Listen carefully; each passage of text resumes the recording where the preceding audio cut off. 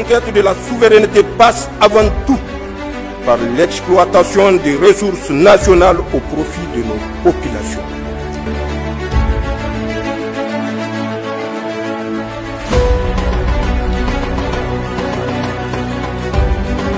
Pour entamer ce journal, nous allons d'abord parler de la désinformation que nous servent RFI et France 24. C'est pour dire que, convaincus d'avoir perdu définitivement la région stratégique du Sahel, l'Occident tente désespérément de reconquérir ce que les impérialistes considèrent encore comme leur chasse gardée.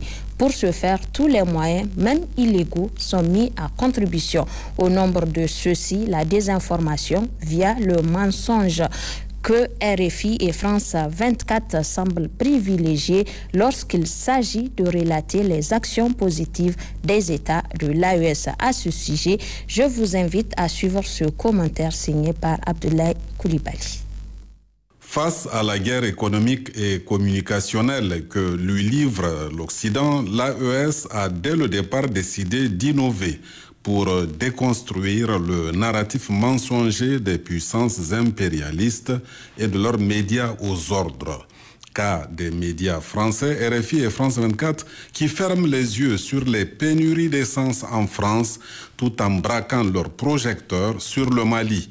À cet égard, l'arrivée il y a quelques jours à Bamako de plus de 1200 camions citernes avait été annoncée au conditionnel par RFI, optant pourtant systématiquement pour l'affirmatif lorsqu'il s'agit de relater les actions des terroristes. Le Mali, voici le message de RFI à propos des 1233 camions citernes arrivés à Bamako. Un convoi sous escorte militaire serait entré cette nuit dans la capitale. Ils emploient serait le conditionnel dès que l'information est positive ou à l'avantage du Mali, mais cessent de l'utiliser lorsqu'il s'agit d'attaques contre le pays. Là, soudainement, ils affirment sans hésiter. Les attaques contre les convois transportant du carburant vers la capitale se poursuivent. Et la pénurie d'essence complique chaque jour davantage la vie des habitants. Ici, ils affirment. Et dans le même article publié juste en dessous de ce passage, ils écrivent sans conditionnel. À Bamako, la plupart des véhicules sont à l'arrêt et non seraient à l'arrêt. Une trentaine de bus solidaires ont été mis en circulation selon ORTM. Mais quand le même ORTM affirme que des convois sont effectivement entrés, RFI met l'information au conditionnel. Parce que dans ce contexte, le conditionnel sert à semer le doute, tandis que l'indicatif affirmé sert à imposer une certitude. RFI et France 24, depuis toujours, font la communication des terreaux. Il faut être aveugle pour ne pas le voir. Leur colère remonte à 2022 depuis qu'eux et leur gouvernement ont été chassés du Mali. Tout cela fait partie de la guerre hybride, de la manipulation, de la propagande, de la désinformation. RFI n'informe plus et fabrique des narratifs à son avantage. C'est de la propagande coloniale recyclée. Pourquoi? Parce que le Mali ne cède pas. Résultat, Paris active son plan B, celui du terreau économique et informationnel. Et quand les terreaux imposent un soi-disant embargo sur le carburant, RFI s'empresse d'amplifier l'information. Pour contrer les velléités sournoises de ces médias et de leurs commanditaires, l'AES entend aussi profiter de l'essor des nouvelles technologies de l'information et de la communication. C'est pourquoi elle met les bouchées doubles pour se doter rapidement d'outils essentiels de communication, à savoir une radio, une télévision et une presse écrite et électronique. Car l'heure est venue de mettre fin au monopole du récit et de l'information pour une communication plus juste et plus équilibrée. Notez que le Premier ministre de l'économie et des finances a quitté Niamey pour Doha au Qatar où il prendra part au deuxième sommet mondial pour le développement. Ali Mohamed Lamine Zen est à la tête d'une importante délégation composée de colonel Maïzama Abdoulaye, ministre de l'Environnement, de l'Hydraulique et de l'Assainissement, Bakaria Sangare, ministre des Affaires étrangères, de la Coopération et des Nigériens à l'extérieur, Dr Soumana Boubakar, ministre ministre directeur de cabinet du président de la République, porte-parole du gouvernement, Ali Ben Salah Hamouda, ministre de la refondation, de la culture et de la promotion des valeurs sociales, professeur Sidi Kouramatou Germakoy Seyni, ministre de la population, de l'action sociale et de la solidarité nationale, Dr Ousmane Samba Mahamadou, directeur de cabinet du Premier ministre. C'est le ministre d'État, ministre de la Défense nationale, le général d'armée Salif Moudi, qui l'a accompagné à la passerelle de l'avion.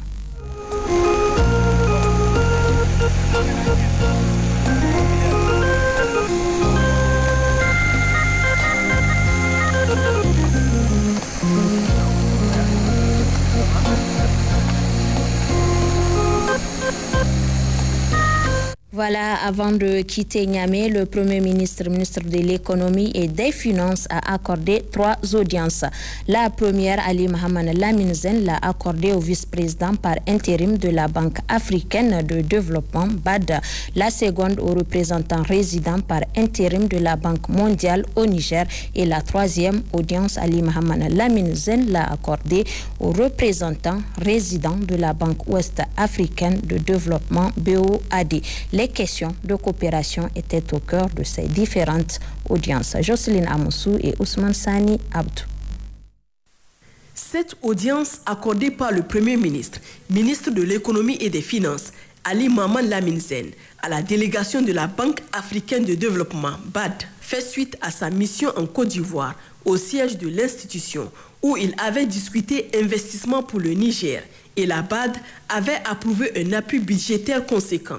Il s'agit donc de concrétiser ce partenariat profitable au Niger. His Excellency the Prime Minister also made a request for a special project to improve the productivity of smallholder farmers. Lors des audiences, le Premier ministre, ministre de l'Économie et des Finances, a émis le vœu de faire un projet spécial pour la région de Maradi, qui est une région phare d'agriculture, et un projet spécial qui est parfaitement aligné au programme de la refondation du président de la République, chef de l'État, M. Abdrahmane Tchani, général d'armée. Nous sommes venus avec une délégation très large, parmi laquelle il y a des spécialistes agricoles, des spécialistes en agro-industrie, des spécialistes, des financiers, bref, une délégation très large nous permettant de discuter avec la partie gouvernementale sur les objectifs et les limites, en tout cas les objectifs à assigner à ces grands projets. Mais ce qu'il faudrait retenir principalement, c'est qu'il s'agit vraiment d'améliorer la vie et le revenu de plus de 2 millions de petits agriculteurs. Nous souhaitons que ce projet soit bien mûr et être lancé en 2027, et ceci va permettre vraiment à faire les études nécessaires sur la chaîne des valeurs, que ce soit en sorgho, en riz, bref, tous les secteurs concernés de l'agro-industrie. We also commend His Excellency the President also for his vision, and we believe that this project is going to transform the Maradi area for agriculture in the next few years. Avec la délégation de la Banque mondiale, la situation du secteur financier au Niger et les voies et moyens de la booster étaient au cœur de l'entretien. Nous avons discuté essentiellement de la situation du secteur financier et de l'opération que la Banque mondiale entend de préparer ensemble avec le gouvernement pour permettre d'avoir cette bouffée d'oxygène qui permet de stabiliser le secteur. Donc l'un des points clés vraiment, c'est de mettre à disposition un instrument qui permet d'avoir la flexibilité et qui adresse réellement les problèmes que ce secteur vit. Ce projet est fait pour le secteur financier et toutes les entreprises qui bénéficient des services financiers ici au Niger. Quant à la Banque ouest africaine de développement, BOAD, les échanges ont porté sur le renforcement de l'ONAHA, Office national des aménagements hydro-agricoles, le renforcement de l'énergie desservie par la Nigélec, la santé, pour ne citer que cela. On a échangé sur les projets vraiment phares que M. le Premier ministre nous avait confiés. C'est le renforcement de l'ONAHA. Vous savez que l'ONAHA contribue à la vision de chef de l'État pour la grande irrigation. Donc on a échangé sur les documents qui restent à transmettre à la BOAD et toute la documentation on a transmise. Donc la BOAD va poursuivre l'instruction de ce grand projet. Le deuxième projet, c'est le projet de renforcement aussi de la production énergétique de la Nigélec. Donc on a reçu toute la documentation à ce niveau aussi et le siège va aussi poursuivre l'instruction pour qu'on puisse aller de l'avant pour financer cette opération. Il nous a encore demandé de voir d'autres nouveaux financements qu'on va pouvoir financer sur le secteur de la santé. L'autre projet aussi qu'on voudrait financer, c'est dans le domaine de l'enseignement professionnel. Ces 3 audiences sont le fruit de l'offensive menée par le Premier ministre auprès des partenaires techniques et financiers sur les priorités de développement définies par le président de la République, chef de l'État, le général d'armée Abderrahmane Tiani, liées aux préoccupations réelles des populations du Niger. Dans le cadre de son initiative Une semaine, une école, la ministre de l'Éducation nationale, de l'alphabétisation et de la promotion des langues, Dr Elisabeth Chérif, s'est rendue ce lundi 3 novembre au lycée Kassey. À cette occasion, la ministre était accompagnée par une forte délégation. Ramatou Adam Ali et Hamidou Amadou. Portée par la ministre de l'Éducation nationale, de l'alphabétisation et de la promotion des langues, l'initiative Une semaine, une école vise à renforcer le civisme, le patriotisme et l'excellence dans les établissements scolaires. Elle vise également à inculquer aux élèves les valeurs républicaines à travers la montée des couleurs. Ainsi, ce matin, Dr Elisabeth Chérif, à la tête d'une forte délégation, s'est rendue au lycée Kassey, où elle a été accueillie par le proviseur de l'établissement. L'hymne pour l'honneur de la patrie ainsi que l'hymne de l'AES ont été chantés par les élèves. Après la montée des couleurs, la ministre et sa délégation ont procédé à la visite des classes. Partout où elle est passée, la ministre a prodigué des conseils d'usage aux élèves, étant la relève de demain. Après les classes, Dr Elisabeth a visité le laboratoire, la bibliothèque et l'infirmerie. Notons que le lycée Kassey a vu le jour en 1967. Pour rester toujours dans le chapitre scolaire, la ministre de l'Éducation nationale, de l'alphabétisation et de la promotion des langues a parrainé une cérémonie officielle d'inauguration des infrastructures scolaires construites et équipées sur financement du Fonds des Nations Unies pour l'enfance et la Banque islamique de développement à l'école route Filingué 10 de Niamey. La réalisation de ces infrastructures a pour entre autres objectif de garantir un environnement d'apprentissage sûr et fiable aux élèves. Hamsatou Mahamadou et Aboubakar Souley.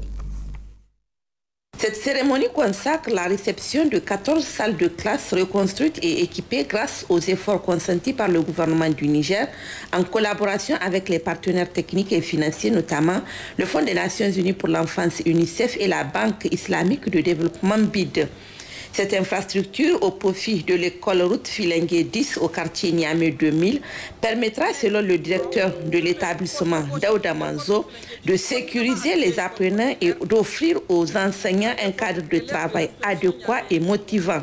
Cette école a un effectif provisoire de 756 élèves, dont 329 filles avec 17 enseignants. L'inauguration de ces infrastructures est un réel motif de satisfaction car elle illustre l'engagement des autorités et des partenaires dans la quête permanente d'une éducation de qualité pour tous les enfants, a rappelé la représentante du gouverneur de la région de Niamey. La réalisation de ce projet est une façon de garantir aux élèves un environnement d'apprentissage sûr, durable et sécurisé. Le présent projet, réalisé par l'UNICEF, avec le concours financier de la BID et de l'UNICEF, sous forme de dons, a pour objectif de renforcer la sécurité et la préparation de l'école primaire de la route Filingué 10 à Niamey contre les risques, y compris les risques d'incendie, afin de garantir un environnement d'apprentissage sûr. Le coût total de la réalisation s'élève à 357 851 $, environ 202 millions de francs CFA, avec un financement don de la BID et une contribution de l'UNICEF.